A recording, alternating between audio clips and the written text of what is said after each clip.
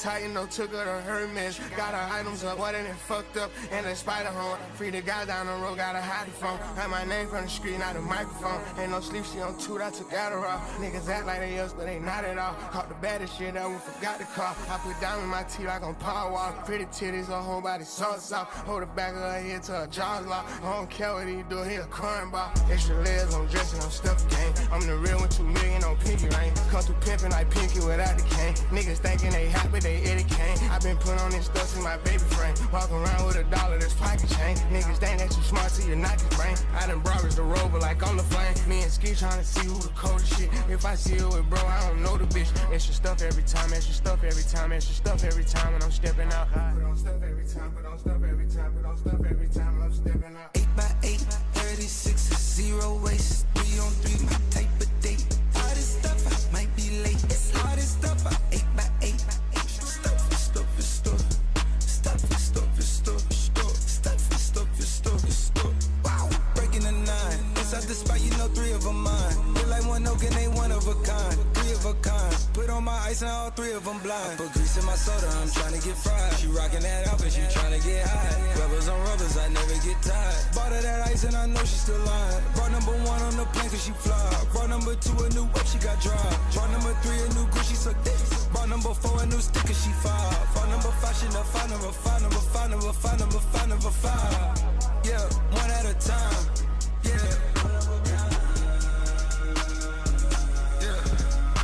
Bring them all of them.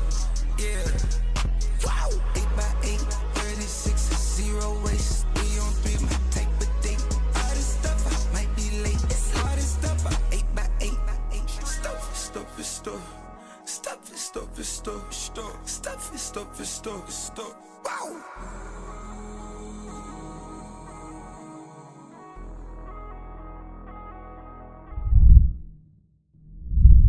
Today, we're going to recap MLB opening day, talk CBB and MLB winners for tonight, and let's cash a squad ride. This is Behind the Lines.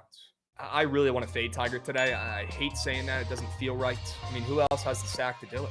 How are we not pairing this with Judge? Fading the GOAT, I feel like a Judge pairing is required. You know, Jovan, I could be convinced, and I think I am. The Sooners to take care of business by 4+ runs tonight. I think the offense for Oklahoma really picks it up when we have Kyson Witherspoon on the mound. I will take my chances that the offense is going to do enough to get this into a pretty ugly game. There's not enough glue guys to go around, Jovan. They got no glue guys in that locker room in Philly. 0. They got the opposite. They got the most toxic team of all time. They don't give a hoot. Let's leave them in the Big 2-4. At least for now. I would have taken Peebles if he was up there. I'm gonna mute. Dude, there's no way we're talking about sped up videos. Dude, he was cooking. He was absolutely cooking.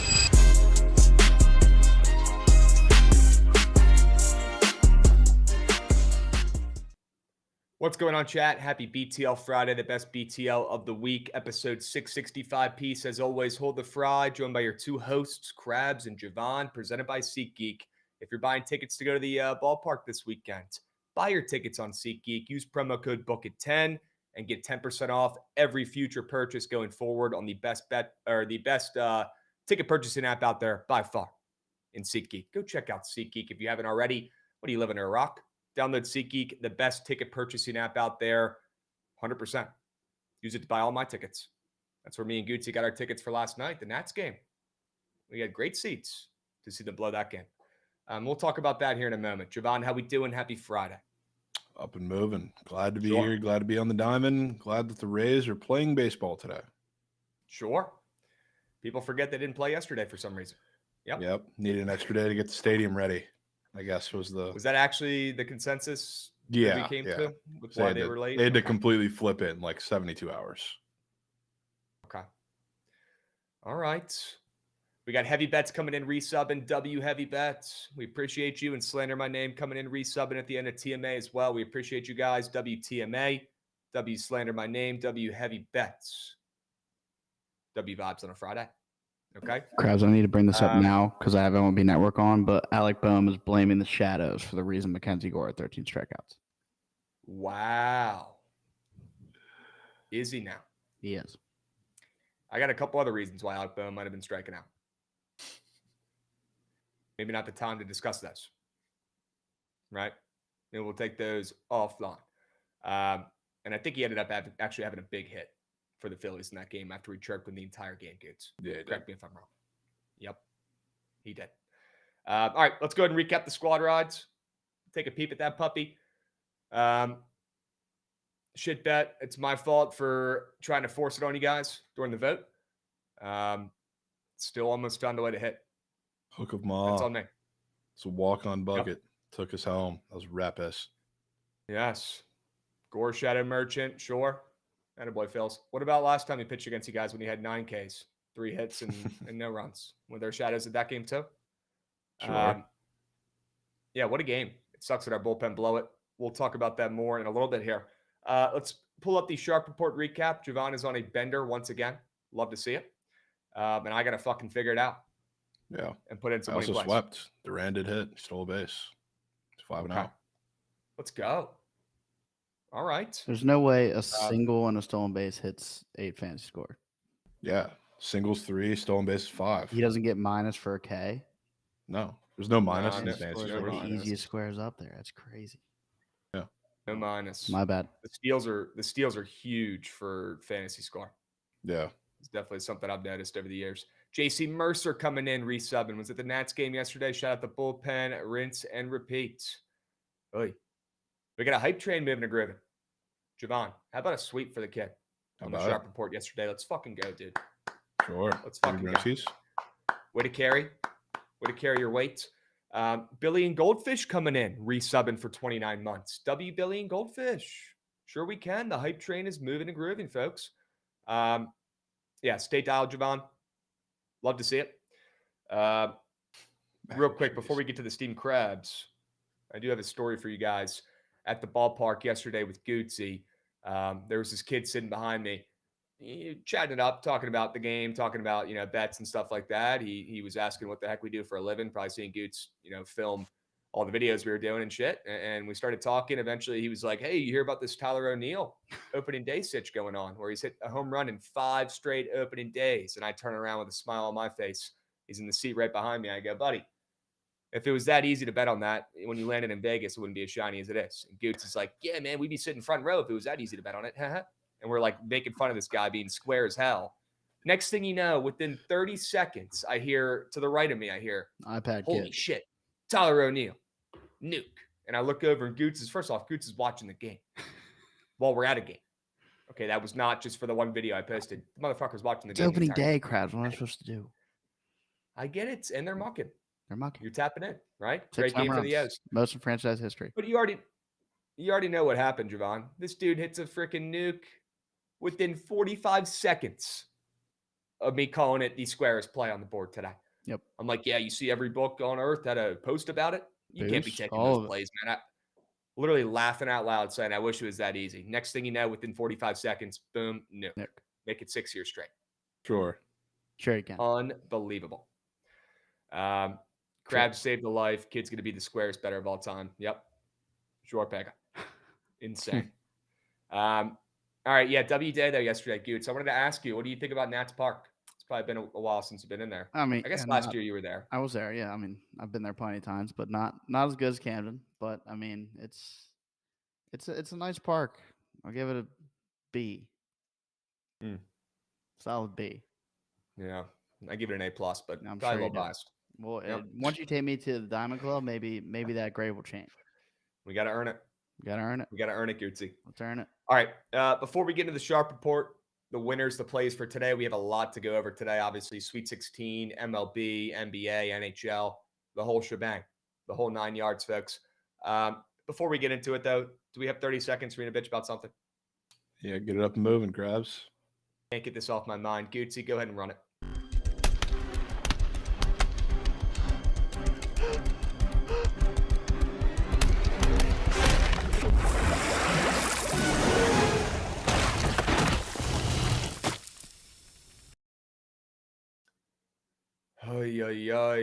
Mackenzie Gore, first pitcher in MLB history to strike out more than 10 while giving up no runs on opening day, and the team still loses the game. If that ain't steamed Krabs bulletin board material for today, brother, I don't know what is.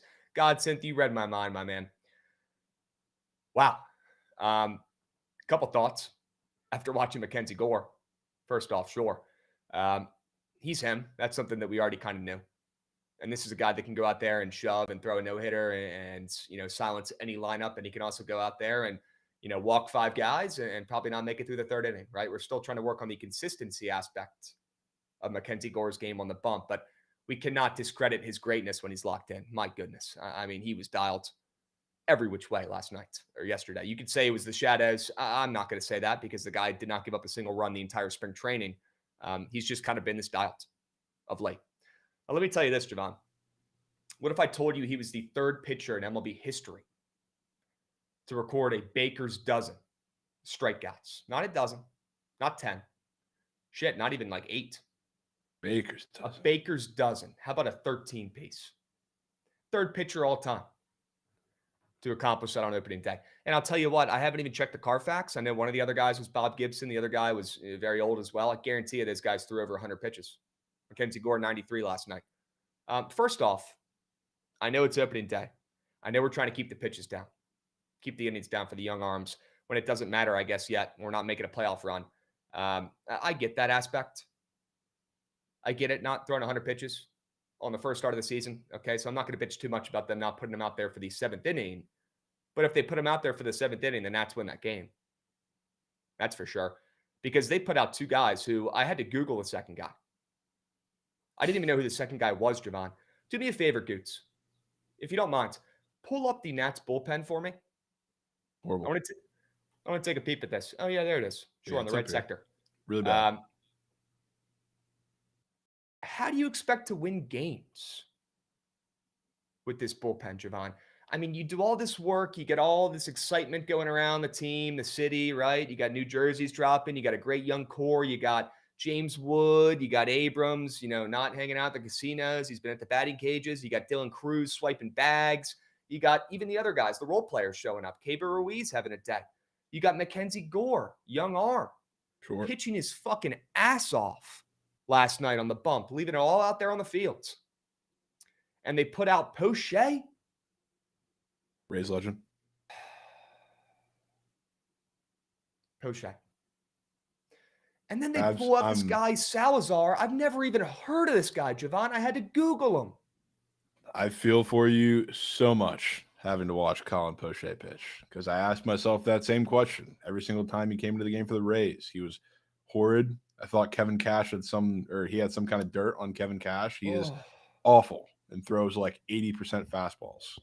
Krabs, how hard can it be? How hard can it be, folks, to just get some mediocre, average arms in the bullpen? Why can't we just get 5 more Derek Laws? And we need Derek Law back from injury, by the way. He's still banged up. He's going to be our second best reliever.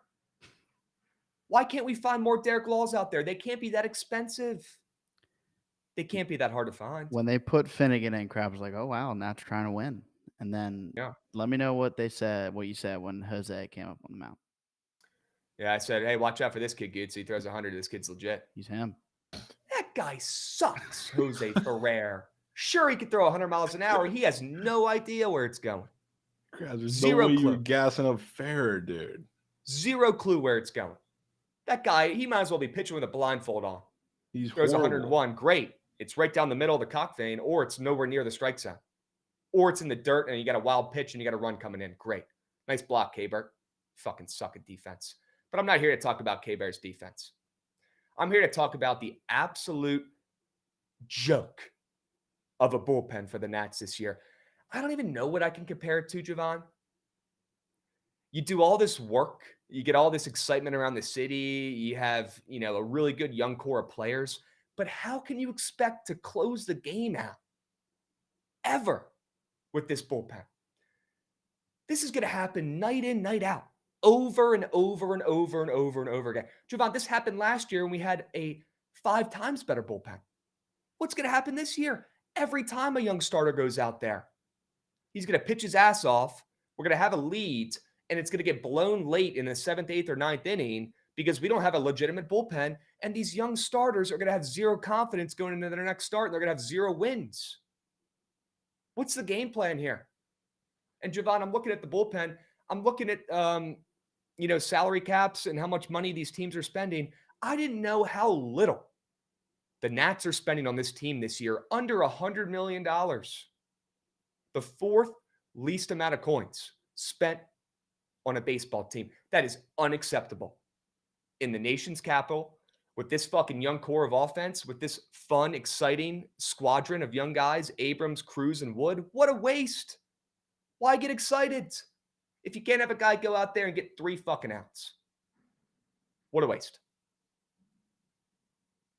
Jovan, the win total's toast. There's no way we're moving on after one game. Moving on from the win total. Against my World Series champion, Krabs. Moving on. It's like, I guess I could compare it to football here. It's like having an elite team that everybody's excited about, but you have a shit quarterback. Right? It's like you do all this work. Where's the elite team in this equation, though, Krabs? I mean, they were winning the entire game. They outplayed the Phillies the entire game. The big and bad Phillies. Elite team, Krabs. They're not giving themselves a chance. And how hard can it be to spend a couple extra mil? Jovan, the luxury tax is $260 million. We're not even spending $95 million. We're $150 million off. What are we doing? Krabs, game 1. You have 161 more. You're playing the team that I think is going to lift the trophy. You took them to extras. I think you need to relax. Don't try. I disagree. I think it's absolutely a disgrace from our ownership, from the learners. They're cheap as hell. And they're going to cost us probably 20 wins this season from our bullpen. Probably. 20 wins. Probably. Yep. That's what they're going to cost us a playoff spot. It's going to cost us a playoff spot. I would have loved to see Brad Lord in there instead of the other guys last night. Salazar. Who the hell is Goots? How about the one guy? You look at me when the lineups are going off and before the game, the teams are lining up on the field, on the first base line and third base line. Goots looks at me and goes, who's that 7-foot behemoth of a man standing out there? I look at Goots, I go, I have no idea who that guy is. I still don't know, but he's up here on this list. No shit. Goots, what's his name? Rybowski or something? Where is he on there? Yeah, it might have been. It was definitely him. It was Orlando, 100%. Yeah. Bro. Yeah. The worst bullpen I've ever seen in my life. Not giving these young guys a chance. What's the point? What's the point? We got Big Cheesy coming in, dropping 3 subbies. Let's go, Big Cheesy. Jovan, what's the point of having all these good young players taking a lead if you can't close it out and win the game? I mean, Krabs, they're not going to win the World Series. Like they could if they got a bullpen. No, they can't, Krabs. They just simply can't. Well, they did it in 2019. This is not that team, Krabs. Let's not forget that team stunk as well. And you'd probably be saying the same thing about that team. No, that team was not this young. Not this young. Way more veterans. Yeah. They were this young, but they had way more veterans. They also had a generational talent leading the team that was already established. It was always Nats first fivers, chat. That's one thing I learned last night. Paul DeYoung. Yeah, tell the chat about the big 3. The worst big 3 I've ever heard in my life. I'm coming to the realization, chat, where I'm gonna have to watch this big 3 all season for all 162. Horrible big 3. How about Josh Bell, Nate Lau, and fucking Paul DeYoung? The fact that that's called a big 3 7 is punishment for 20 to life. Hitting in the 5, 6, and 7 hole, gents. Why is Josh Bell batting 5th? Why? I've never seen a bigger guy hit the ball softer in my entire life. Check the stats, too. Pull up his baseball savant. I've never seen a guy have lower exit velos. The dude's 260, 6'5". He looks like he could be playing fucking O-line. If you gave him 2 months and the Fogo de Chao buffet, he'd be playing O-line on the fucking Commanders. And the dude has the softest swings and softest fucking contact I've ever seen in my entire life. Oh. What are they going to do? Because tomorrow Luzardo's pitching, right? Against the Nats. They don't play today. So tomorrow you get to see a lefty. Correct. Does that mean we're going to get Cruz at top of lineup maybe? And maybe Josh Bell sunk? I kind of feel like they're just giving the veterans those like spots right now until the young guys, kind of earn it and take it. Man, it probably won't take very long. Probably won't. Probably won't take very long. You know how Dave Martinez operates. He's very old school. I'm just amazed that we're sitting here. Nats are 0-1. It is March 28th. And we're getting just an unbelievable prime steam Krabs after an extra inning loss to the Phillies. Do you expect anything different? I mean, not exactly. It's just like, how do we get here so quickly? I wouldn't be mad if the team just stunk. If the team just stunk, I'd say, you know what? This is what is to be expected. They don't stink. And they're wasting opportunities, just like last night. They could be 1-0. Those games matter. You could say it doesn't matter. It's one game. It's first game of the season. It does. No, I'm not saying it doesn't matter. It's just like there's so much more ahead of them, and it's a super young team. And you lost in extras, dude. And you already know coming into the year. You know coming into the year you have a shit bullpen, man. Jovan, Mackenzie Gore just had a better start than any Rays had in 5 years. All right. And we lost the game. That's probably false. Is it? It's probably false. I don't know. He gave up a hit, so that's automatically disqualified. But regardless, you have a shit bullpen. Yeah, let's fix it. And it shouldn't be that hard to fix it. It shouldn't cost that much coin to fix it. Wow, chat's really taking a stand here on your side. They did not like that chirp. Yeah, I mean, just off the top of my head, I would say Snell no-hit bid in the World Series against the Dodgers probably is above that. That was longer than 5 years ago, but yes, that was definitely a better start. No, that wasn't more than 5. That was COVID year. Yeah? Yeah. Wow. Where's the time gone? Well, shit, chat. I guess I should just expect the Nats bullpen to be this bad and us to just lose, but it drives me nuts wasting away the big three, wasting away the young core, wasting away that start from Mackenzie Gore Shore. The big three. Yeah, the big three actually sucks, if you guys can pick up on that sarcasm. But the rest of the shit I'm saying, I mean, we got to be better. Right. They'll be getting it together, Krabs. They need Derek Law back so bad. Before the season, Krabs, you were on a soapbox saying Paul DeYoung was a Swiss Army knife. I don't know if I ever said Swiss Army knife, but I definitely was excited about his. I was excited about his time in DC. 100%. Yes. The worst at bat I've ever seen. He had yesterday with runner and scoring position. He legit looked like fucking Howie from Benchwarmers swinging a bat. You know what looked like Howie from Benchwarmers was Josh Bell's line drive to third base that took an hour to get there. I could have went up, grabbed another hot dog, dressed it, put ketchup and mustard on it, went back down to my seats from the time that ball made contact with Josh Bell's bat and got to the third baseman's glove. I mean, it took 20 seconds for that ball to get there. It was insane. Never seen a guy hit the ball softer. I guess at least he made contact. Yeah. Right? Biggest cash of night was plus 500 Crab buying hot dog. Yeah, I know. I said I couldn't even think of eating a hot dog until we got in there on opening day, and everything changed. Everything changed. Sure. All right, you guys want to talk about some bets for today? That was a 30-minute Steam Krabs. Sure.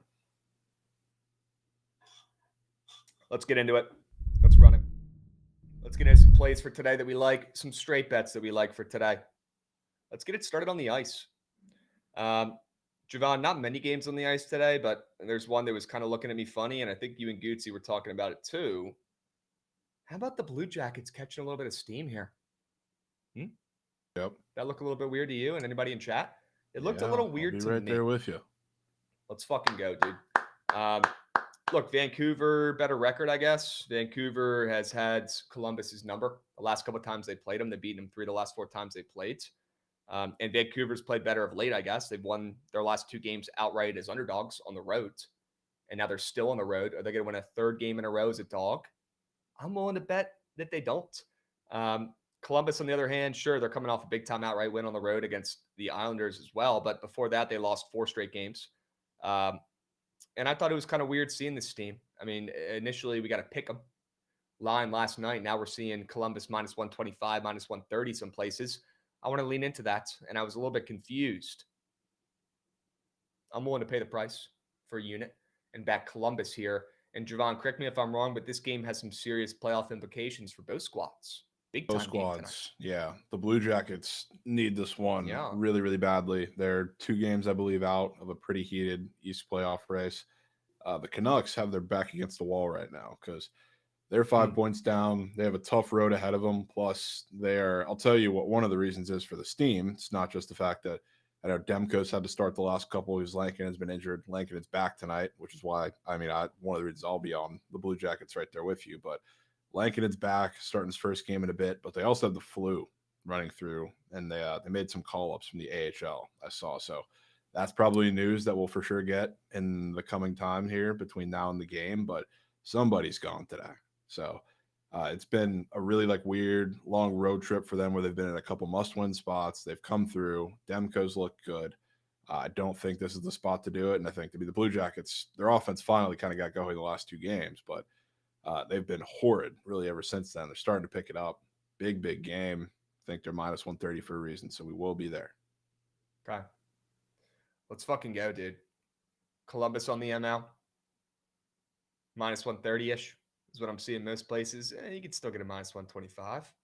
Yeah. All right. Either way, probably a little bit weird to see them catching that much steam. And let's lean into that puppy. They are home. And I really just don't think Vancouver's winning 3 straight games on the road as dogs. If they do, I'll tip cap. Yeah, they've been really, really good. Yep. Right, all right. They need to be. You want to talk about Purdue since we're here? Sure. I guess we talked about this looking at the bracket. The one dog I think the least people want in this round because Purdue is a team that a lot of people hate, rightfully so, because throughout the regular season, they were not impressive in the slightest, losing a lot of games they shouldn't have. 2-point defense was absolutely horrid, but again, just like we talked about, I know that the teams that they're playing are certainly not Houston. But if you watch the games, there is a very noticeable scheme change for Purdue because they know just as well as we all know how bad they've been at letting teams get to the rim. So what did they do? They played almost like the Texas Tech no middle style. They're helping super aggressively. Anytime there's a driving lane, they did that against McNeese. You like McNeese, if you do that, they are forced to come to a jump shooting team, and that's exactly what happened. They got barreled in that first half when they were doing that, and for a little bit of the second half too. High Point, they said, shoot over top of us. That's what you want to do. You're not getting to the rim. I will gladly let you shoot over top of us. And they shot toward dates. And they did that a little bit, at times throughout the end of the Big Ten regular season. And it worked against some of these teams. Now you get a Houston team that you definitely want to turn into a jump shooting team, especially when, this game is in Indy. It's not the best shooting environment for a lot of these guys. And you have LJ Cryer, who's been fantastic for the last couple weeks and was fantastic last game against the Zags, had 30 points on 6 of 11 shooting. I don't know if we're getting a repeat of that. I think it's going to have to be some other guys, but this Purdue team, I think, can hang a little bit in the paint. They don't have the size necessarily, but with what they've done to kind of keep teams out of the paint, I think they're going to make life a little tough for Houston. And I think physically they can hang with them a little bit because they've seen bigger, more physical teams in the Big Ten. They've seen Michigan State. They've seen Michigan. They've seen Maryland. They've seen a lot of these teams that'll give you similar stuff to what Houston's given them. So I don't think this is going to be easy pickings. Even if Houston comes out and wins this game, I think it's going to come down to the wire. I agree. I hope this doesn't affect our Emmanuel Sharp play too much. No, honestly, I think it makes it. If anything, it might I hurt, like it might help more because of this. Because the reason I like it is I think nobody really thinks Purdue can keep Houston out of the paint because Houston's this big physical team. They want to get to the rim. Purdue during the regular season was so bad at that, but they've been much better as of recent. I think they're going to turn Sharp, Cryer, and Uzan into jump shooters, which is why I don't want to bet on LJ Cryer to do what he did last game. And Uzan, I think, is going to be a bigger facilitator than anything in this game. I think it's got to be Sharp. All right. I see 3 dog shit bettors on the under in this game as well over on that app that everybody always has the same bets on. So that's always a great sign. And the there was a big total movement after the narrative started getting out there that this game's at Lucas Oil. Because, it's not not a great place to shoot, I guess. It's weird depth perception wise. A bunch of people have said that Right. ever since they held games like for the Final Four there, because I don't know why they scheduled it like this, because they're using high school games at like Gamebridge or something. But aside from the point, like there's a big under movement. I saw 15,000 under tickets get punched in the second that started floating around Twitter, but can't say I really like the under. I think Purdue gets out and runs. I like points. Thought it was weird seeing a total moving up, especially in a Houston game, especially in a game that's being played in a football field that everybody hates points in, like you just mentioned. Yeah. Weird. Very, very weird. Joshy, we'll talk about your Vols here in a moment, my man. I'm scared, but we'll talk about it. Okay? Honestly, let's talk about it now. Let's get there, Joshy. In the chat, I'm not talking about our guy, Joshy, but I'm talking about our Vols fan, TN Big Bird. I'll take the -4.5. I'm obviously not very happy with the people that I've seen on it post adding this to the Sharp Report, but I'm not taking it out. And I still want to lean into Tennessee, laying 4.5 points against a really good Kentucky team that they've lost to already twice this season. I'm taking Tennessee. I'm taking Coach Barnes. I'm sticking with my Natty champ. And I still think they're the Natty champs this year. I'm sticking with my pick. And I think they cover the spreads against a Kentucky team that's playing great out of their mind. Shout out Coach Pope. But you really couldn't ask for an easier first two games. Troy, I know that's a tough team to play, I guess. Maybe not the greatest matchup for Kentucky, but it's Troy. I'm not going to even spend any more time on it. Not the greatest team of all time. They beat them. They took care of business. Illinois. I mean, we said Illinois was either going to come out of nowhere and win the entire tournament and be the best team ever finally, like we were all expecting this season, or they were going to get knocked out against Kentucky in this spot. And what do you know they do? Not super impressed by Illinois there. Not impressed by Kentucky's opponents. I was very impressed by Tennessee taking down a really hot Wofford team, the hottest mid-major in college basketball. We knew they were going to beat them, but there was never really a doubt in that game. And then that UCLA win, the way that Tennessee closed the door, I was extremely impressed against Coach Cronin's Bruins. They play good defense. They have some good veterans on that squad, and they won that game by 10. Rick Barnes doesn't typically do that. This might not be Ma and Pa's Rick Barnes. Maybe Tennessee's a little different this year. Now, I know they've struggled against Kentucky in both games. Jovan, in that second game, I mean, Kentucky just said, we'll let you shoot threes. And it ended up being the death of Tennessee in that game. I wouldn't be shocked if they do it again. But this time around, expecting a little bit of a different result. Chaz Lanier's been on fire. Thought about even taking his more than 3.5 threes demon for the Sharp Report here on the Prize Pick Squares, but not going to put it up there. Do like it, and I think he might bang his threes again. I think Ziegler might bang 2 threes as well, but that's a goblin square. Didn't want to take a goblin. But my point is they're going to leave these guys open again, and I think Tennessee actually for the first time in these two matchups that they've already faced off this season against Kentucky, they actually hit their fucking shots. When the lights are brightest, when they never come through. This team's never gone to a Final Four. They've never won a championship, and their coach is a notorious melter. They're laying 4.5 points, though, against Kentucky, Jovan. I have to lean into it. I think they win by 5+. I can respect it. This definitely gives me BYU vibes from yesterday, Krabs. Yep. Not going to lie to you. Yep. This feels like I agree. The very easy, don't overthink it play on the board. Hard to beat a team 3 times, and you're getting a pretty short line to fade them to do it. I got some bad vibes about this one. I think Kentucky I could not agree more. Could not agree more. Couldn't have said it better myself. Kentucky ain't beaten us 3 times in a row. Come on. Yeah, I mean, it's a very easy narrative to pick up on. Just a little bit. Sticking with my champs, I think they win by 5+. Sure. Let's flip it around to your plays. You got one more straight bet for the peeps. How about an over on the Diamonds? Okay. Yeah. Involving your Rays. Standalone in Steinbrenner Field, Krabs.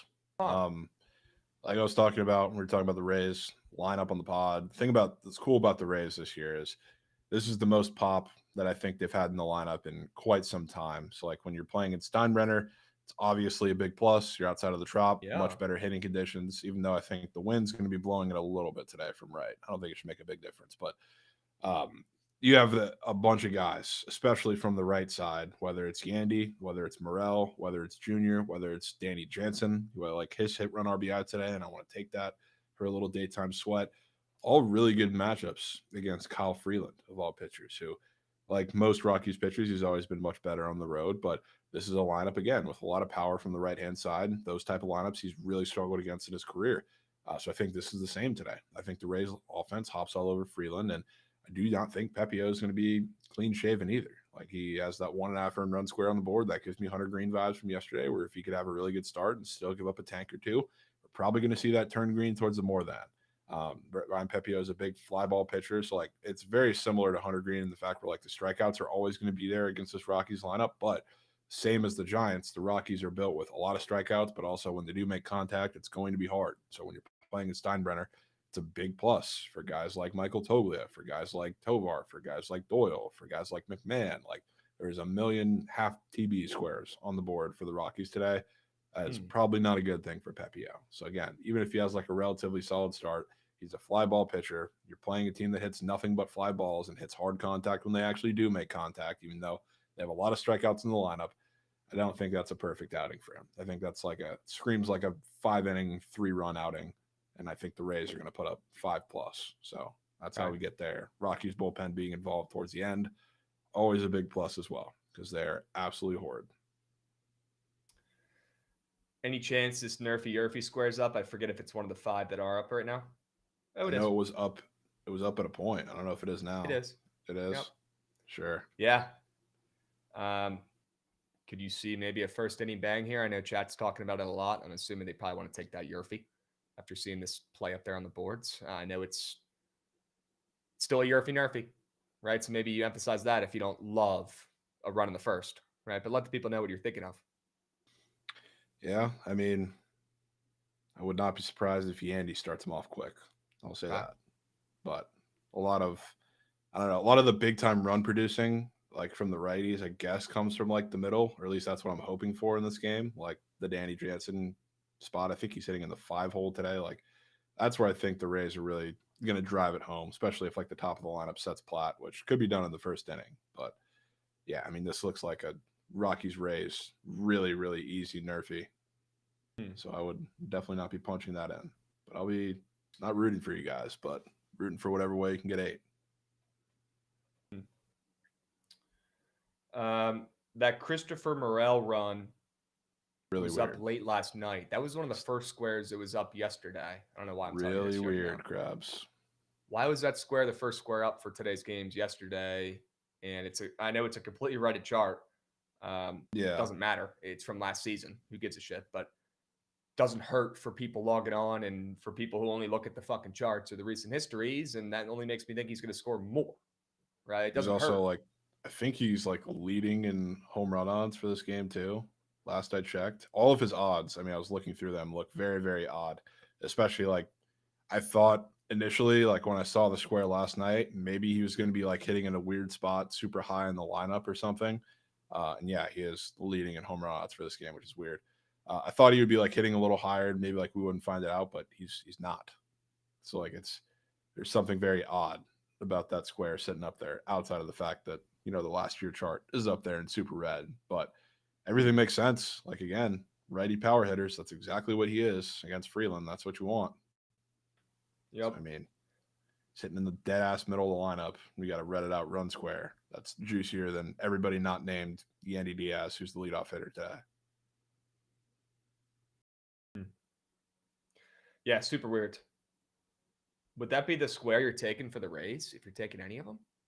No, I like Danny Jansen a little bit better. Wow. His hit run RBI is up there. Who would have thought? He's far and beyond, I think, the best sinker hitter that the Rays have in this lineup, especially against the lefties. So I think the matchup there makes the most sense for me, but he's also hitting right around Christopher Morel. So I mean, it's could go one in the same. Looking to see exactly what that lineup is. William Wager said Morel has the lowest odds to go yard of the whole slate. That's for sure not true, but he is plus 400, which is the lowest in the game. Lowest in the game? Yeah. Which is still a very good sign. Very good sign. Would we fade both pitchers' fantasy score? Mook's asking. Not a bad idea. I mean, especially for like Pepio. Pepio can give up 3 and still like go over his fantasy score because it's the same as like Hunter Green yesterday, because like the strikeouts against the Rockies are going to be there just the same way the strikeouts were there with, Hunter Green against the Giants, who strike out a shit ton. But when the Giants/Rockies do make contact, it's probably going to be pretty loud. That's the one issue. Maybe you take Freeland under or less than fantasy score, excuse me, and then maybe you take Ryan Pepiot more than 1.5 earned runs allowed, because they have that square up there on the boards. Sure. Maybe that's a better way to attack Pepiot there on his more than earned runs. Yeah. Krabs, you talked about the Grizz, and I didn't see. What is he talking about? Yeah, that was really weird. Okay. They're what, 4th in the West? Like in the heat of the playoffs, they've been playing.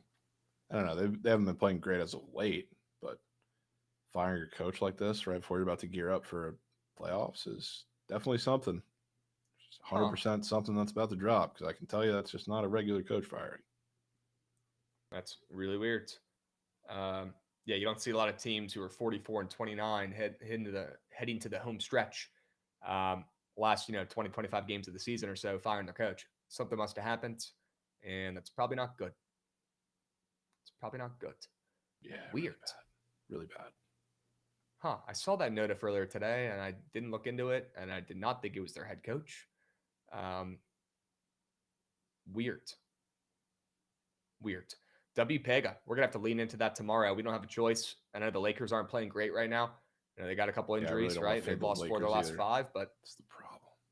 Jovan, just like with the Flyers last night, let's remind the people. That one, I did not love the spot. I didn't love the team. I don't love anything about them. I don't love the city. But again, it's a system. You can't take any off. You have to bet them all. I don't know, dude. The Trent narrative might tip the scales, though. So you saw how the Lakers game ended last night, right? Yes. With Trent on the Lakers? Yes. That might balance the scales, dude. That's their next game after that. They don't play before then. Or I guess don't play today.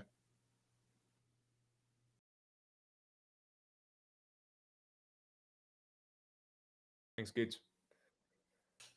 What are you watching, Mass and reruns? Wow. Not sure why. The big stage. Big stage. Sure. Yep. All right, Goods. Do I have one more straight bet for the peeps? Yep. Chat hates his play's guts. They've been talking about it for the last 43 minutes. Easiest play on the board to see. Rangers on the ML. Well, shit, guys. I still like it. And I want to take the Rangers on the ML. And I thought it was kind of weird seeing Jack Leiter, a guy who everybody thinks sucks, barely as a dog against the Red Sox, who everybody already has winning the World Series and is 1-0. Took care of business last night. Came through for all these square bettors. Jovan, I want to back your Rangers, a team that you're higher on this season, a team that we think might make the playoffs. I know it's only game 2, obviously, here, but wouldn't mind fading Tanner Hoke as well, a guy who I'm pretty low on this season, and I'm not a big fan of Jack Leiter, but everybody thinks he's absolute quail meat up there on the bump because of how he pitched last season. Deservingly so. He was atrocious. But if he's that bad, guys, would he be -1-5 here against the best team in baseball, the Red Sox? Probably not. Give me the Rangers, barely as a dog. I think they even up this series and get their first win of the year. Sure. Jack Leiter, I'm kind of excited to watch him pitch this year, because he obviously he was awful when he came up the first time, and they made not just like a slight overhaul on everything he throws, but it's completely different. Like his arsenal is transformed. So like I'm excited to see it. He's looked good in the spring. Spring is the spring, but now it's time to see it against the Red Sox, who everybody's already given the World Series ring. So I'm right there with you. I'll get involved. Let's go. W's. What about Hoke less than 16.5 outs? I don't know if I love the Hoke less than outs, but I think we could come up with a better way to fade him here in a moment. Why don't we get to the prize pick squares and go over our favorite squares up on the board for today? Jovan, you can get us started off. Another 3 square. Great vibes. Yep. Probably can't be as good as Sears. He's probably not hitting 10, but feel pretty confident. Best square of the year. Sorry. Yeah, could have been best square. Insane. For sure. let's hope we get something at least somewhat similar out of Miles Kelly today, which he at least has the ceiling for it. He had 7 in the first round against Alabama State. Not that really mattered at that point, but much different matchup here. He didn't follow it up with the greatest game because he didn't really need to. It was a much different game against Creighton where you needed the guards to be super aggressive off the bounce and get to the hoop a little bit more. Now you get to play a Michigan team where obviously you have Golden and Danny Wolf inside. You're going to play a lot of pick and roll. The thing that worries me about Michigan, I guess, in this game is that they play drop coverage, and Tahad Pettiford and Auburn have absolutely shredded that for the entirety of the season. I'm very sure that they know that as well as we know that. So I think they're going to be a little more aggressive, push Danny Wolf or Vlad up a little higher. What happens when that happens?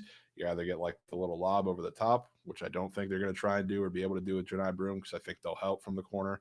But I think Miles Kelly, a couple of the shooters, it doesn't have to be him, but obviously I'm betting on him, are going to have open looks in the corner and on the wing. Because I think that's what Michigan's counter is going to be to this. I think, again, they're smarter than we are. If they're just getting shredded in drop coverage, even if they come out in that, they're going to make some sort of adjustment. But they cannot let these Auburn guards just get downhill like they've been doing all season with speed to the hoop and just beating Vlad and beating Wolf to the cut. So Miles Kelly and a lot of the shooters, I think, are in pretty good spots tonight. Obviously, it's generally tough when you play a team at the rim, even if you have a guy like Janai Broom.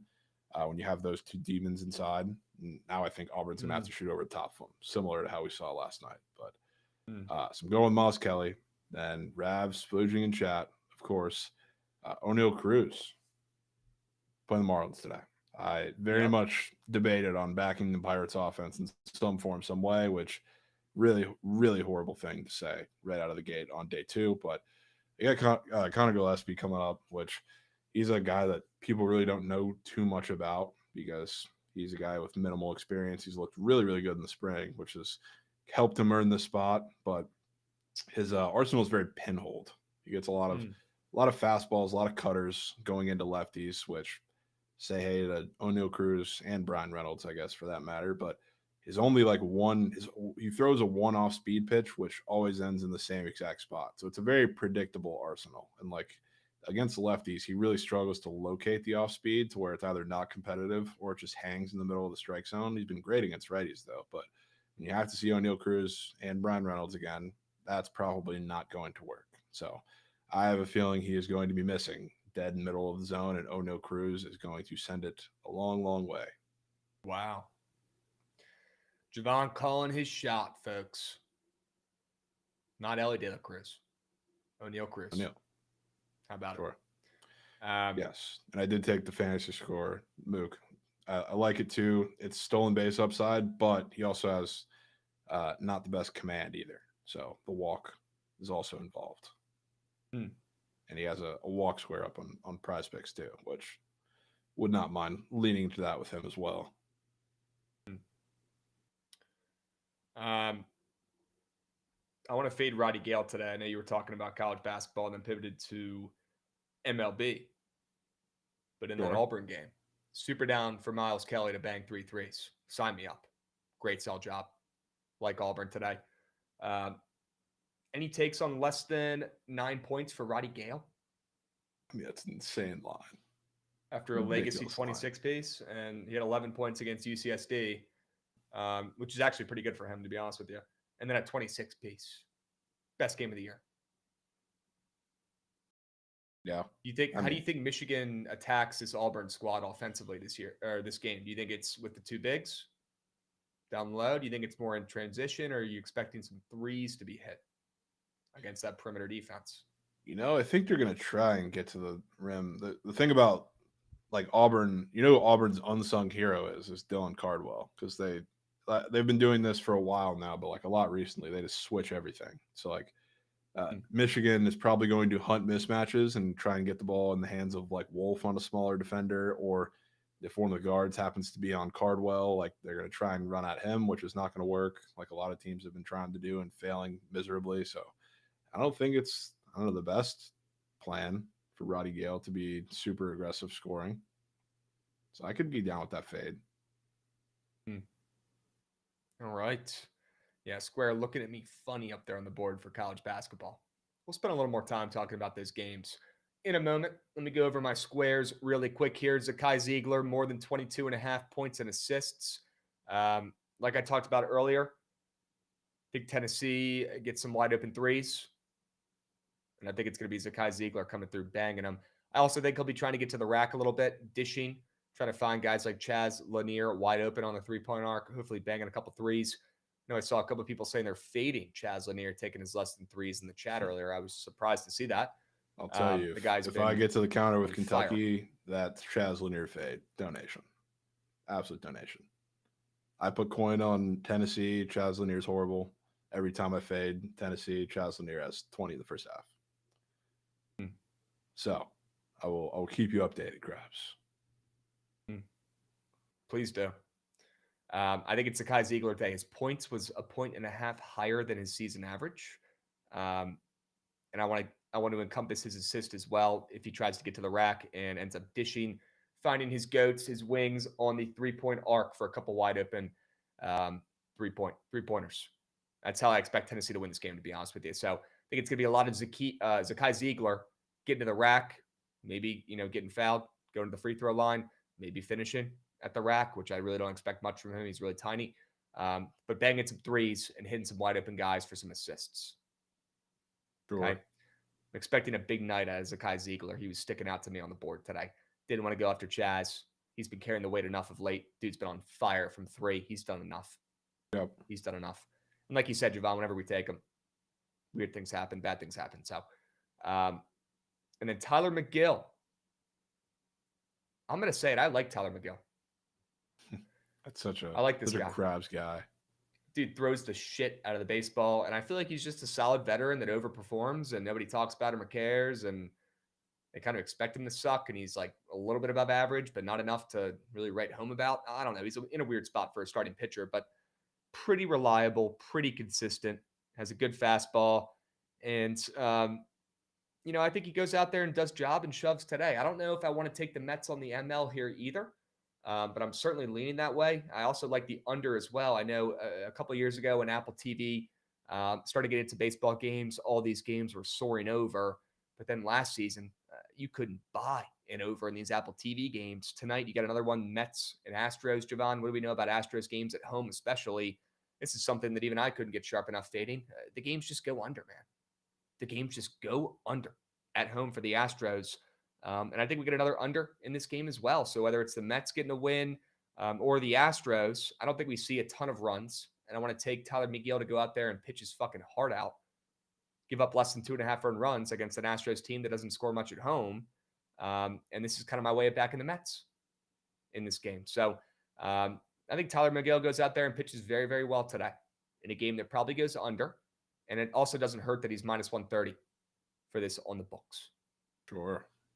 I wonder, I don't know how much this actually matters, but he did, I remember, pitch against them very recently, like towards the end of spring. So maybe he makes the adjustment or they make the adjustment. We'll figure it out. But it was one of his more extended outings. This spring? Yeah, maybe You're saying? A week ago, maybe two. So I remember seeing Baseball Ninja splooge over some clips. So yeah, you had 2 starts against Houston in the spring. He had 2? And they're both his middle starts. Yep. He had a 4-inning, 2-hit outing in the spring where he had 5 Ks. And then he had after that, he pitched 5 innings, gave up 6 hits and 4 runs. Sure. 6 Ks. So a tale of 2 outings against the Astros. I don't love that they just saw this guy twice in the spring, but who knows who's even in the lineup in these games. And I don't know. I'm struggling going back and forth when we keep saying spring matters or doesn't matter. I don't really know what to make of it at this point, but I still like the Mets. I like the under in the game. And I'd say the Miguel Square I like more than Zakai Ziegler. I'll be honest with you, chat. I love the earn run category. It's my favorite category on the entire Prize Picks app. It's been for years. It's done me well, knock on woods. And I think it's kind of like your guy Hunter Green last night vibes. I like the less than, though, this time around for Miguel. Love this category, though. Love it. Right? Yeah, bread and butter category, Billy. Bread really and is. buttered crabs. We got Craig Boogie coming in, resubbing with Prime as well. Like I said yesterday, guys, everyone has a free sub on Prime they can cash in. So if you're watching ads and you don't want to sack up and spend, $5 a month to support the program or get rid of those ads, use that free Prime sub you get. Everybody gets one if you have an Amazon Prime account. I don't know how you cash it in, but it's got to be in your Amazon Prime settings. Cash in that free Twitch subby. And what do you know? Dion just got paid. Wow. We'll see where his head's at when his kid's in the NFL, right? As he has locked in, does he care as much? But good on him for coming back and not just giving up when the kid goes to the NFL. A lot of people thought maybe he follows Shador to the league, right? Good for him re-signing. I'll say that. I respect that move. Maybe he does care about those kids. Rare cap tip from Krabs to the Buffs before it fades or win total again. Oh, I'm doing it again. Fuck it. I might do it for 2K this year. All right. W squares. Jovan, we only have about 30 minutes left because my steamed crabs took up a good chunk today. Where do you want to head? You want to head to the diamonds? You want to head to the ice? You want to head to the hardwoods? Let's go to diamond. Where do you want to go? Let's go to diamond. All right. Can I get the Goots report on the O's game? Any Goots reports? Charlie Morton making his O's debut. 41-year-old Charlie Morton. Sure. I mean, the obvious thought is O's mucked yesterday. No way they muck again today, right? Some are saying Charlie Morton might be in his prime. Some are saying this year. Not many. Whoever says that needs to be taken to the shed. Most people aren't saying that, but a couple people are, which is the cool part. I mean, who is saying that, Krabs? No, I'm making that up right now. I will say in chat today when I say O's ML, everyone's like, "No, it's got to be the Jays today, bro." Like, so. That's just because they want to give you shit, man. I don't know. I think they're actually taking it. I feel like we're all collectively O's haters as a community. Yeah. Well, good luck with that. Yeah. I'm a closet O's fan. I can't root against them. I can't root against Goots. I can't root against my Mimas team. I just can't. Can't do it. Can't do it. I get why Chad hates him, though, because Goots talks about him all day, every day. It makes a lot of sense to me. But Goots, what's the deal today, man? Can you say the O's ML so we can move on? O's ML. There we go. Wouldn't expect anything less. That's like the video I posted yesterday, and I had Goots in the studio, and I'm like, Goots, give me a PAD, Orioles ML. I forget if it was Mikey or somebody in the chat. They were like, what did you expect? Did you expect anything different? And I was like, no, you're right. Mike. That was a good point. Yep. Yeah, of course that was a POD. And how about it, Gootsy? Want to know? And it was kick. It was air. Sure. Fair. I told Goots I'd be impressed if they got as many runs as Mackenzie Gore had strikeouts, but I didn't see a Baker's dozen. They couldn't get that one more run from 12. I didn't see a Baker's dozen, and that's stat sheet. Nope. No Baker's dozen. Nope. Just a good old fashioned dozen. No Baker in sight. All jokes aside, I like the Blue Jays in this game, which means the Orioles are free. Goots, can you remind the people how to bet on the Orioles as a non-biased person? We talked about this a little bit yesterday, but the people need to hear a reminder, and I probably do too. Yeah, basically do the opposite of what the lines are telling you to do. Yes. Good. So good reminder, Goots, and I hate this. I wish it wasn't the case because I'd love to bet on Toronto today, but if you followed that method yesterday, you made coins, right? It looked like Toronto was the play. What do you know? It's fucking Baltimore coming through with 12 runs. Yep. Can't make it up. Yep. Today, Jovan, correct me if I'm wrong, but I kind of think Toronto looks like the sharp play here. 0-1, but you got Gosman on the bump, and they're catching, 5-10 cents of steam. Would you say they look? Oh, you don't know. I'll be honest. I just looked at it. Like, my initial first thoughts of the game were like, the whole world's going to want to fade Charlie Morton and take the Blue Jays after getting rocked. I thought the line would have been a little longer. We get like minus 140, especially with all the respect the Jays get in Toronto. So I thought the line was short initially, which scared me away from taking the Jays. Chat, what do you guys think? Can we talk about how Krabs hasn't said a peep about the Pacers dropping 160 on the Wizards? Congrats, Rampage. Congrats. That's something we need to... we do. Pacers did score 162 points, and Halliburton had like 6 assists, though. Krabs. Streak over. Now that's moose shit that needs to be brought up, though. That's something that needs to be addressed. You kidding me? One game after, I was one game early. One game early, the streak snapping. Guys, the Wizards are doing good right now. I don't know what you guys are tripping about in the chat. They're doing yop. They should be losing. What are you trying to win games right now? Are you kidding me? No, it's a tankathon. Get hip. They got one job. They're not getting him anyways, but they got to try, Jovan. Yeah. And that'll be our Wizards. That'll be our NBA talk for the day today, chat. Okay, you wasted it. That's all the time we have for the NBA.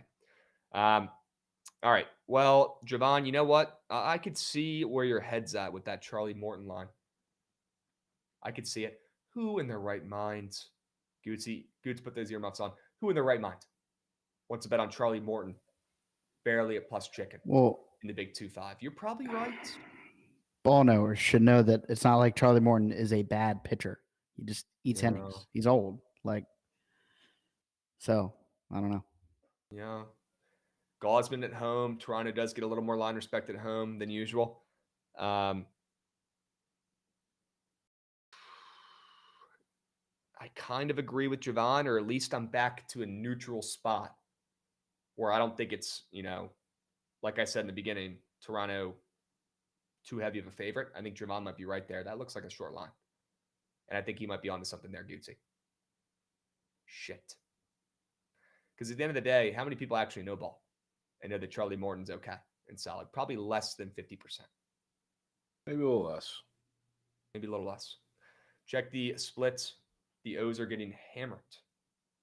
I mean, yeah, of course they're getting hammered by the public on a DK, dude. Wow, so many people are rich. They are not public on the blue one, but on the green one, they're extremely public, the Orioles. Okay. Yeah, so it's just vastly different on $2. That really doesn't tell you much. Yeah. All right. Not betting that game anyways, but it is on Apple TV. They got a W production going on over there. If you guys haven't watched the baseball game, pretty solid, besides the commentators. Yeah. All right, Pirates and Miami. You already talked about your guy, O'Neal Cruz, coming through. You have a side? I like the Pirates. I'm not going to lay it because I really don't want to, but I would be a little surprised if Gillespie looks lights out in this one against this lineup. He has good stuff. He's just kind of inconsistent, erratic. He has that walk square up. If that walk square turns green, he gets two somewhat early. This could fall apart very quickly. He's also a converted reliever, so you're probably going to see a good bit of the Marlins bullpen too, which is always a horrible sign for them. So I think it's the Pirates. I do too. I don't know if I want to lay the minus 145. Yeah, it's really probably Mitch Keller against Gillespie and fading the Marlins coming off that first win of the season. Probably. Yep. Are you with me on the Rangers? I'm with you there. Yep. Okay. What about my take in the Miguel versus Hash Brown game? It's also on Apple TV. I kind of like the Mets. I'm right there with you. Not enough to play because I do kind of like Hunter Brown. I think we might see a lot more of second half of the season Hunter Brown than we saw comparatively to the first half of the year, where I think the first start of last year was that Royal start, I think, where he gave up 1 million runs in the first inning. So I don't think we're going to see that to start the year, to say the least. I'm kind of buying into him this year, but I lean Mets with you for sure. Also, we're over an hour in, and not one person has brought up Emmanuel Clase. Yeah. Not you. Not Goots. I told you about it. I gave you your flowers in the group chat. That was we still gave you flowers. We gave you some flowers. I did get some flowers yesterday. I did. Love that. You even got flowers from Trent while we were on the stream. Really? Saying that was some of your best work. We are media blown save first game of the year. No more blown saves the rest of the year then after that comment, but I appreciate it. I mean, it doesn't cash it, but like just seeing it opening day it's a tone setter. Dude, so you can learn a lot from one game. I'll say it. Yeah, I don't disagree with you. So if that's the case, the Orioles are winning the World Series, so it's fine with me. You can learn a lot from one game. I think you could look that first game for individual players. What's the tone? It really does set tone. Like, you can learn a lot. Like, Keibert Ruiz coming out hot yesterday, having a couple base hits and nuke. That tells me Keibert Ruiz is not fucking around this year. He means business. He's How do we in. get back to Keibert Ruiz? How do we get back? I'm so impressed. All right. Well, we're talking about setting tone because this game's still left on the docket. You know who just set tone, I think, last night, Krabs? Who? Fernando Tatis with a 3-hit performance, and he's stealing 2 bases. He said he was happy to get back to it. MVP level ball. Now he sees Ronaldo Lopez tonight. I think he takes him yard. I think it's his coming out party. Wow. I think he's going to be on fire to start this season. Tatis nuke tonight? Yes. Wow. I think he is going to come out on an absolute tear. Wow. Okay. I'm trying to wrap my brain around it. And I'm also trying to wrap my brain around Arizona losing last night. And we let that one get swept. Zach Allen, really bad pitcher. Horrible. Just whirling. Yeah. Okay. Pega, when I lock it in, I'll drop it. I want to stay focused right now. Go through the rest of the slate here. Any thoughts on Ronaldo Lopez, Dylan Cease tonight, Jovan? Tricky game. I don't know what the leashes look like for at least Cease, because his strikeout line looks very low to the point where I'm seeing the same recycled PODs on Twitter, and he's got a pretty low outs line too, so he's probably not going to get full leash today. So I don't know how much I love that. Not that the Padres don't have a capable bullpen, but I feel like this one is one of those games that gets really, really weird at the end, and the Braves somehow sneak out, just so sneakily. But Tatis could win them the game himself. I don't want to rule out that possibility. Wow.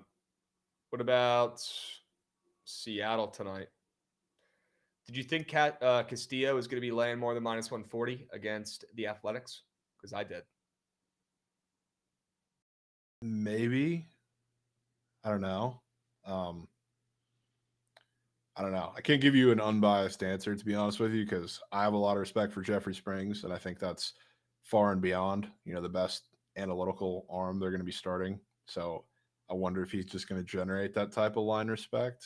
And I mean, the A's definitely should have won last night, but they had Nats problems where the bullpen's still absolutely terrible. Jose Leclerc in the setup man spot, I'm absolutely certain. So I don't know. Feels like same shit's going to happen again. Tight, low-scoring game, great pitching, same script as every Mariners game that's in Seattle. Then they squeak one out because the A's bullpen is rat piss. What do you think about Springs' fantasy score at 24.5? I wouldn't mind some Springs. I wonder, I guess the one thing I don't really know off the top of my head is what his leash is, because he's coming off the injury. Yeah. Yeah, okay. So I don't know what his status is going to be tonight. But I mean, it's a good matchup for him. He's up for 5Ks as well. All right. We'll see what the lefty can go out there and do. Former Ray. I know you got a soft spot in your heart for Jeffrey Springs. Yeah. I'd be surprised if, he generates that much line respect against the Mariners on the road in Castillo. I wanted to take the Athletics here, but I'm genuinely concerned about, like you said, they have the Nats bullpen, and they're maybe even worse. The exact same thing happening. I think, Chad, honestly, maybe it's a blessing that happened in the Nats game last night, because I need to attack more first fives. Keep the fucking bullpen out of it. No need. Maybe this is a game where you could take first fivers here, Jovan. Thought Castillo is getting a little bit of disrespect on Prize Picks. I like your guy Springs. I like the Athletics in this game, but do I really want to go against that Mariners bullpen? What do they call them? The Firefighters from a couple years ago? I think that was or whatever firefighter is in Spanish was their nickname, which I loved. Yeah. That is a huge discrepancy, besides Mason Miller, of course. Yeah. He's probably going to be up night and and moving day. tonight, regardless of the situation. He looked pissed last night. He was itching because he was warming up, getting loose as Leclerc was on the mound in the 8th or the 7th, whatever it was. Then he was pissed the second he had to sit down. They kept showing him. So he's probably up and moving, even if they're down one, tied game, whatever the situation is. How about that over in the Tigers-Dodgers game last night? That might have been my best call of the day. You had some sneaky surgical total skulls. Yeah, so I went 3 on the sharp report, but all the other plays I talked about are locked in, all hit. Yeah, and I tailed some of those. That Brewers under was legit ma. That The first 5 under that was in the sharp report, or the squad ride vote hit, of course. legit ma. I mean, it's beautiful work. This over in the Tigers-Dodgers game that I thought was a little bit high yesterday. Yep. That was free as ma. What do we think about this late night Tigers-Dodgers game tonight? When do we expect the Dodgers to lose their first game? A couple weeks, couple months? Are they going 162-0? What do you think? They might go 162-0, Krabs. At this point, they might. They honestly just might. They might. But I don't know if I have it in me to fade Yamamoto. I'll be honest with you. Especially, I thought Flaherty was maybe going to be getting a little bit more respect. He's like certainly not Tariq Skubal, who I thought didn't get much respect last night at all. But Flaherty in the rematch against his old team, old team, coming back there after, Yamamoto, he didn't look fantastic. I know he only gave up 1 run in 5 against the Cubs, but they really should have scored a lot more. He didn't look great. They squeaked by in that game last night. Really had no business winning that either. I would have expected to see like a little closer to like minus 200 at the least, or like minus 230. Thought it was weird seeing this under getting steamed after we got the over yesterday. And I kind of wanted to back the over initially because I wanted to fade Flaherty against his former team that knows all his pitches. And they might have a little added motivation today when they typically don't because they're the Dodgers. But against their former, loudmouth pitcher, I'm sure they want to go up there and get a hit against him. Yeah. But the total is, the under's catching steam, which I thought was really weird. So that's going to keep me off this over. And honestly makes me think the under's sharp and we get a pitcher's duel. Yeah, I could see that. Okay. Riley Green fantasy at 5.5. Walker likes in the chat. Yeah, I wouldn't tell you differently. You did, yeah. Ooh. Okay. He was up. There were some, really, really weird TB squares yesterday, Krabs. Like the halves.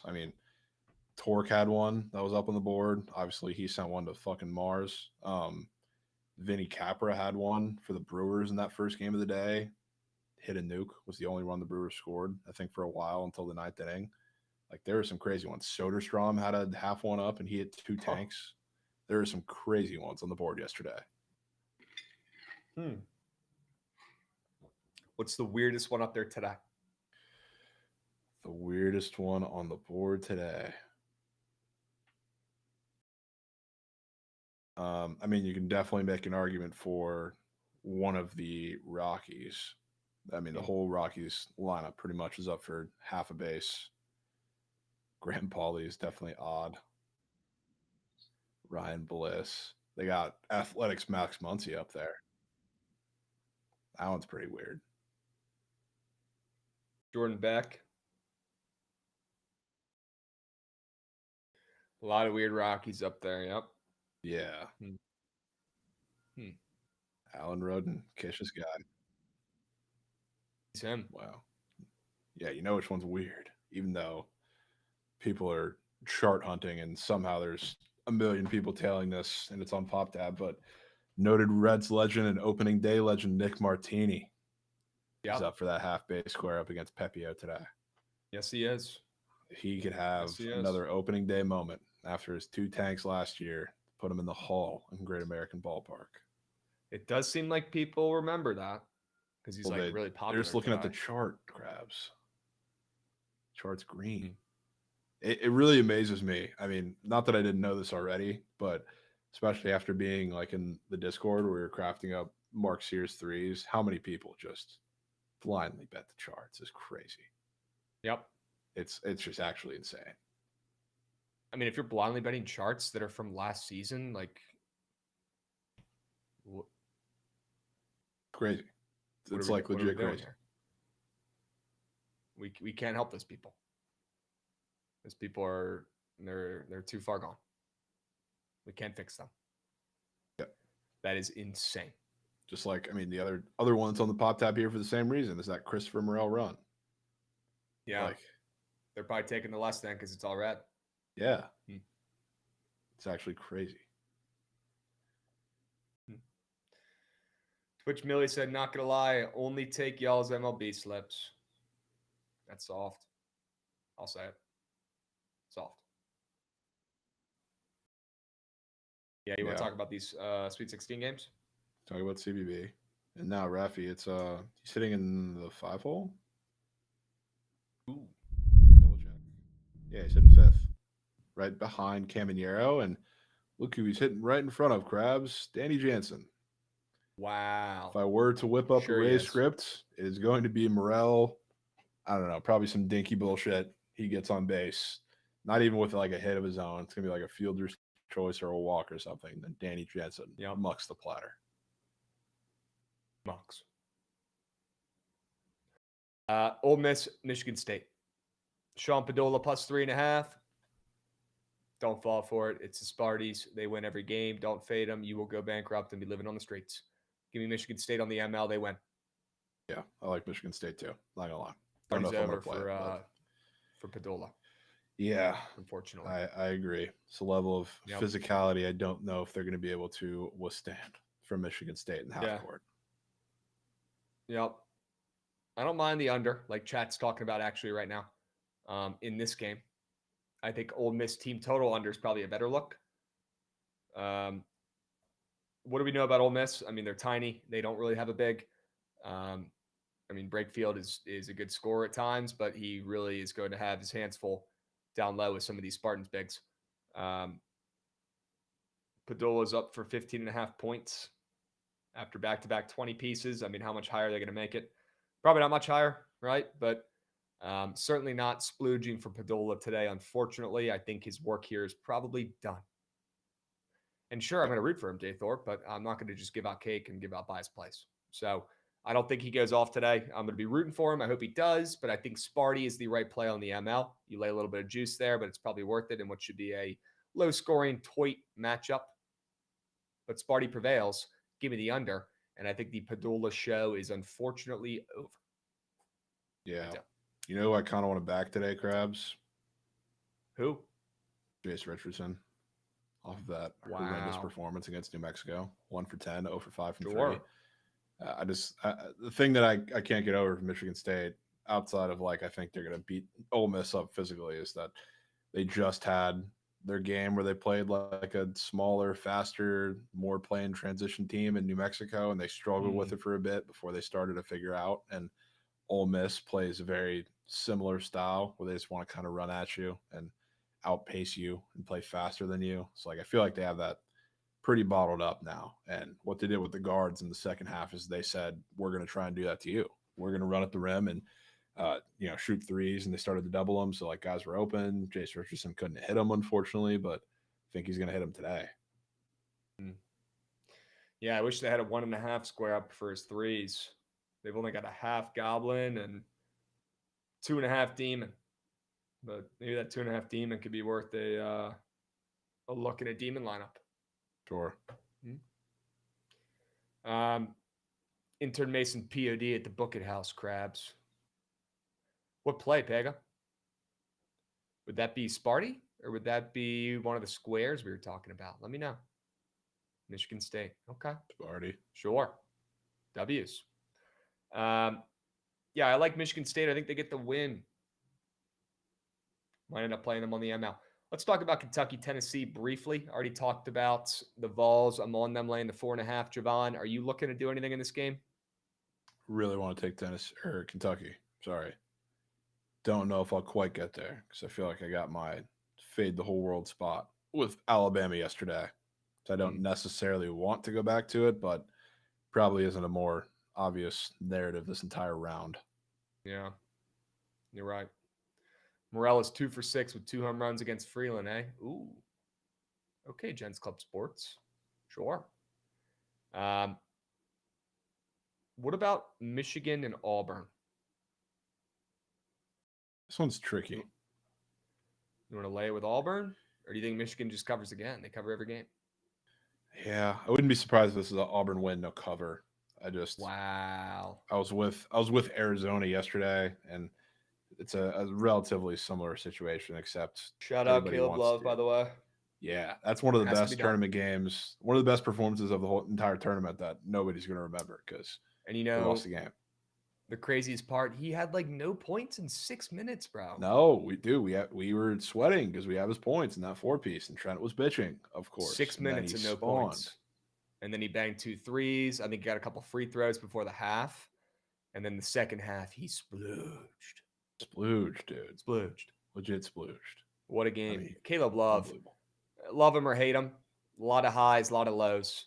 A lot of weird rumors about him stealing his teammates' girlfriends. A lot of stuff off the field that I can't confirm, but if it was true, I really wouldn't like.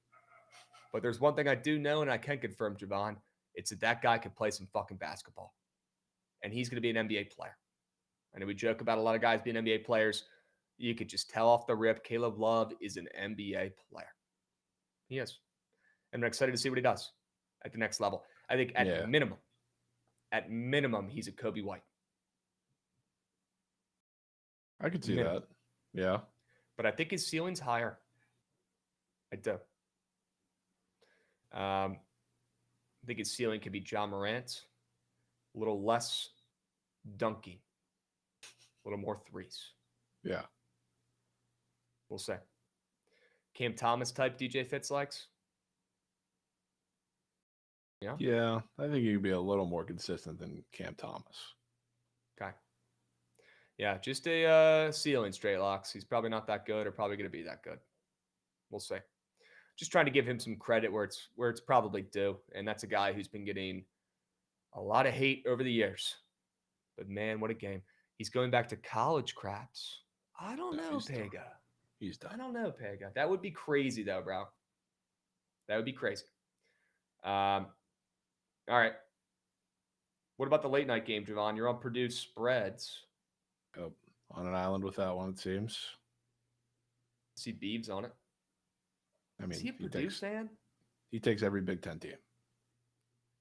Is he a Purdue guy? Is he? No, I think he's okay. Minnesota now. Yeah, he's from Minnesota for sure. Definitely Twins guy, that we know. Yeah. But I see he's on Purdue. I like Purdue. Ohio State. Sure, he is a Buckeyes guy. He bitches about them like no other. Yep. Good call. I like Purdue as well. I don't even care about the line move. I like the over, which is pretty rare in a Houston game, but I like the over and I like Purdue. Sure. And to remind you guys in chat, if you're not dialed into that sharp report bar on the bottom screen or on the bottom part of the screen here, Jovan is on Purdue plus 8.5. Okay. Yeah, Deion Sanders' new contract. Thank you, Big Cheesy. Appreciate you, my man. WD on. Purdue's getting mucked. Houston by 20. Sure. Same shit that everybody was spamming about Arizona Duke yesterday. Hey, they're entitled to their own go into battle again. Well, no, I know that. Just know that I will fade them. Of course. Right? Yeah. Sure. Sweats chat was. All right. Any? Let me ask you this, Jovan. Steak. Yeah. I don't want to spend a ton of time on the NBA or NHL anymore for today, but I do want to give you a minute. If there are any plays in the association on the ice that you wanted to get the people hip to, now's the time. I don't really have much of anything else, Krabs. I'll be honest with you. I will say. How about this? The NHL slate is really interesting because pretty much every single game, even though they're massive favorites, has like big time playoff implications. The Jets being almost minus 200 against the Devils is crazy. Crazy. The Jets being almost minus 200 against the Devils is crazy. Yeah. It's a bit crazy. Which way crazy? Crazy that they're, for the Jets, that they're almost minus 200. You're saying they should not be laying that price against anybody. Yeah. Really shouldn't. Really shouldn't. And I know it's obviously cooked in that the Devils are a little injured. They're ailing. They finally got their win. But that price definitely stands out. I think that's a lay piece. The Jets are not losing. Yeah. It's almost up to minus 200. It could be a good lay piece. Yeah. All right. That's honestly probably exactly what the chat needed to hear. I'm sure they're looking for late pieces out there. Yeah. Legally what, too? required. There's some crazy. I was looking for one specific guy that has really weird prices on all of his stuff today, like to the point where what I wanted to take for him was Gob, Mark Scheifele. I was expecting his point to be a little closer to normal, but I think Scheifele's about to bust. Mark Scheifele point. Okay. Chat's talking about a Zach Werenski more than half an assist square that's up there that's extremely red, apparently. Fully out redded charts. And he's obviously on our Blue Jackets that we're on today. Maybe that's a guy we can back today. Yeah. I mean, I wouldn't have a problem with that at all. Look up some odds here real quick. See if I can find them. Let's see what my guy Werenski's laying on the books. I'm going to get an assist. Ooh, minus 125. Hasn't gotten one in 7 games. Okay. Yeah. Huh. He is. That's a full super goat. Just so you know, though, Krabs. That's not the same because you're taking an assist, but I mean, he's been one of the best players in the NHL so far this season. It's been incredible. Just going through a little bit of a cold streak, I guess, right now. A little bit. It's just because the Blue Jackets, until like the last couple games, just can't score goals. Yeah, they're on a cold streak. Yeah. Yeah, they're horrible. Okay. They've been horrible. Chat seems to kind of like that angle, and they like that guy. All right. Interesting. I got that square, and I got your Mark Scheifele half a point goblin just marinating over there just in case I need those later. Okay. Before we move to last mention about that game, with it being such a big playoff atmosphere type game, there are 2 of the guys, really 3, I guess if you count Joshua, but Kiefer Sherwood, who also did just sell Trent's 6-man the last time he broke one like 2 days ago, but they're like the consistent guys up for hits that are probably going to be Ray Lewis today. Kiefer Sherwood's going up right against Matthew Olivier. Kiefer Sherwood's also a Columbus. Yeah, shout out Ray. Also a Columbus native, I'm pretty sure. So he's probably going to be Ray tonight. I would say that's turning green. Both of those, Sherwood and Olivier. But especially Sherwood. Wow. And Olivier, you said? Yeah. How do you spell that guy's name, bro? Like Olivier. That's how you would phonetically spell it. Here we go. Okay. All right. W's, chat. Well, we only got about 2 minutes left. I'm going to craft up a little squad ride here before the Surge stream. Rowdy Rhymes is asking, do we like Chaz Lanier tonight? I don't, honestly. I like Zakai Ziegler more than points and assists is who I would take on Tennessee. But you won't see me fading Chaz Lanier. He's been red hot from 3 of late. So, and I'm on Tennessee. They might need him to bang a couple. All right. Ziegler is a brick house. Yes, but why is he at 2 points higher than his season average for points tonight? He is a brick house, though. But tonight, he's making his shots. Also, legally required to tell you to look at the PP Specials tab.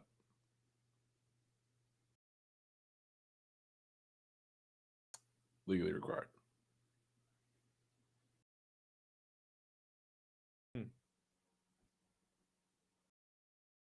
I mean, that Cooper Flag Page Buckets one is fucking nuts for tomorrow. Give me a break. Yeah. It's insane.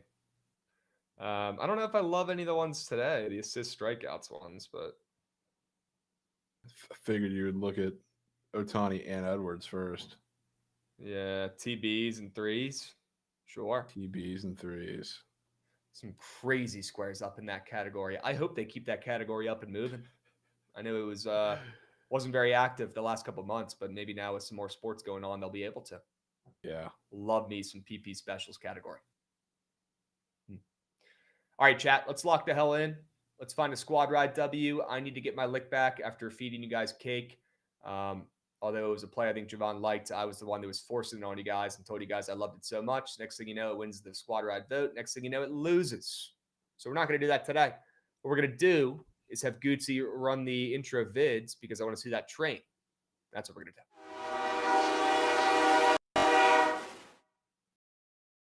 Let's see that damn train. And let's hit a squad ride to close out the week, Jovan. Why not us? Why not? Why not us? Okay. Blue Jackets ML. Yep. Start it up. Get it up and moving. Census Quake. Yep.